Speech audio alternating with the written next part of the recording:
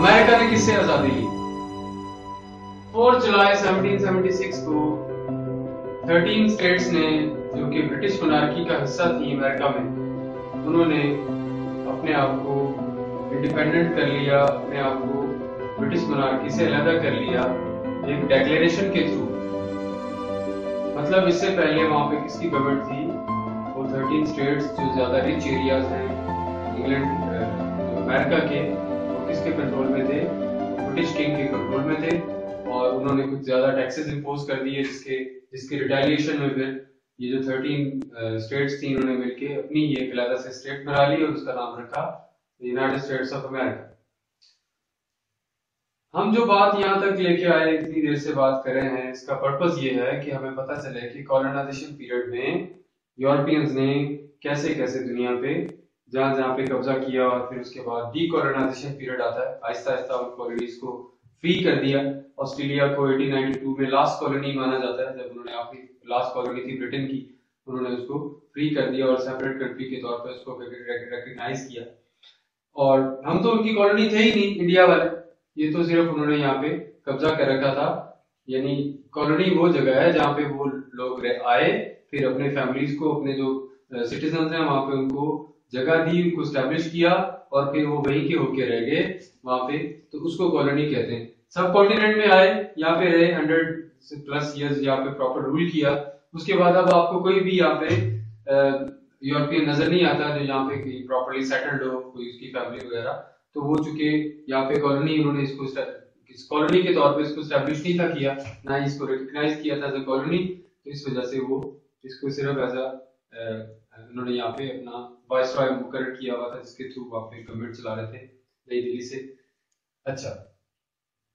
اس کے بعد ہم جب بات کرتے ہیں اسی کو آگے بات کو بڑھانے کی، ایک سینس میں ایک 30 سیکنڈ میں آپ کو ریوائز کروا دیتا ہوں۔ اسٹیپ 1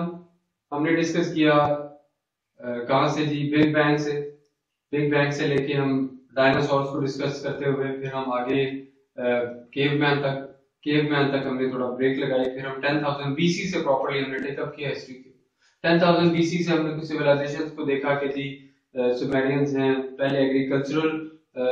ایگریرین پیریڈ آتا ہے، پھر سومیرینز آتے ہیں، اور اس کے بعد پھر ایجپشینز ہیں، پھر اس کے بعد انڈس ویلی سیولائزیشن ہے۔ ہم نے چھوٹی موٹی سیولائزیشن کا تذکرہ نہیں کیا، جو زیادہ پاپولر ہیں ان کا تذکرہ کیا ہم نے۔ حالانکہ ٹیکسلا کی سیولائزیشن ہمارے انڈیا کی اسی دور میں تھی، جو ہمارے پاکستان کے جو اسلام آباد کی پرلی طرف ٹیکسلا کا سٹی ہے،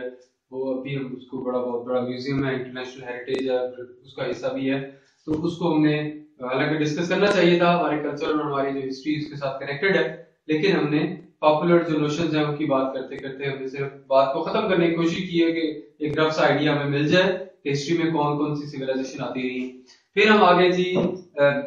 گریک سیولائزیشن کو ڈیٹیل میں ہم نے ڈسکس کیا، پھر رومنز ہیں، پھر اس کے بعد ریلیجیس پیریڈز آگے، پھر مڈل ایجز ہیں، مڈل ایجز کے بعد رینیسانس ہے، اور اس کے بعد ہم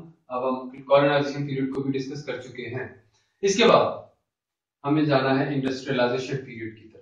انڈسٹریلائزیشن پیریڈ سے ہم نے بہت کچھ سمجھنا ہے، جس سے آج کی اس دنیا کو آپ بہتر طریقے سے انڈرسٹینڈ کر سکتے ہیں کہ یہ جو کیپٹلزم ہے وہ کیا ہے۔ انڈسٹریلائزیشن پیریڈ کا پہلا تحفہ تھا کیپٹلزم، اور اس کے بعد کارل مارکس اور اس کی تھیریز ہیں، اور پھر مارکسزم ہے، پھر اس کو کمیونزم تھوڑا ریفائن کر لیں، پھر سوشلزم ہے۔ تو ایک ہی تصویر کے 3 گروپ ہیں تھوڑے تھوڑے، کہ مارکسزم، کمیونزم اور سوشلزم۔ ایک ہی چیز کو بھی ہم سمجھیں گے، ہم کوئی اس پہ کوئی پولیٹیکل سائنس میں کوئی ماسٹرز نہیں کرنے جا رہے، ہم نے جتنا ہمیں ریکوائرڈ ہے ہمیں وہ سمجھنا ہے۔ اس کے بعد ہم یہ جو کولڈ وار ہے اس تک بات کو لائیں گے کہ وہ بیسیکلی کیپٹلزم اور کمیونزم کی وار تھی، اور اس میں 2 بلاکس میں ورلڈ ڈیوائیڈ ہو گئی تھی ہمارے کنٹریز، اور پھر ورلڈ وارز کے بعد سے پھر کولڈ وار آتی ہے، پھر اس کے بعد کولڈ وار کے بعد افغان وار ہے، پھر اس سے پہلے اور بعد میں تھوڑا وہ ہمارے پاس دور ہے جس میں گلف وار ہے، اور پھر یہ ساری باتیں ہم نے ڈسکس کرنی ہیں، اور تب جا کے آج تک ہمیں یہ سمجھ آئے گی کہ افغان وار کے بعد یہ ٹیررزم کے جو ایونٹس ہیں، طالبانائزیشن ہے، پھر یہ سارا کچھ کیسے کولڈ وار کے ساتھ کنیکٹ ہوتا ہے۔ تو ابھی ہم بریک دے رہے ہیں، پھر بات کرتے ہیں۔